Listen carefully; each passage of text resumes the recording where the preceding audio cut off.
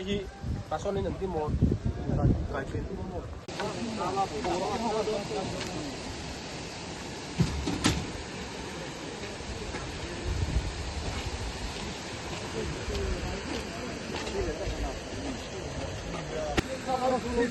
phải dùng lầu đó mình cái này mua dễ là su ruộng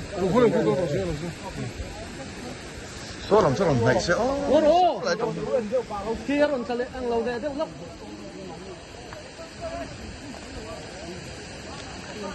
đây hai tao làm gì mua đồ ăn sẽ ăn nhiều câu đồ mua đồ Kak liang kak. Kau mau mau bro. Cái một mốc rồi. Nè nó kia này to rồi. Nói là nó thì hấp cái đó. Nó rồi cái khá bê khá sao ula bê khá sao bê khá. Ta cuốn cái khổ đó. số làm sao còn này sẽ Đây là cái rồi số. Nó làm sao nó thay vì nó sẽ tu mà sao.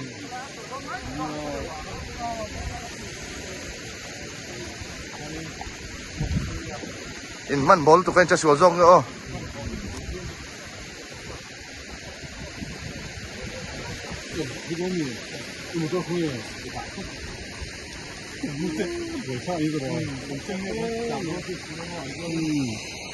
em bị thiệt chung tê phải bì một cái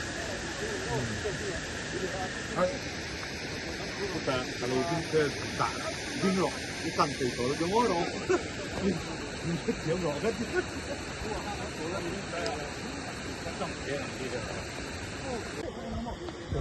em bị thiệt chung tê cái lông cái thân đầu cho mỏ nát chỗ á mày man bò lâu了 oh Anu kan biang zong lo. pakat kan anu gak biang ro asira kalpi ula pakatin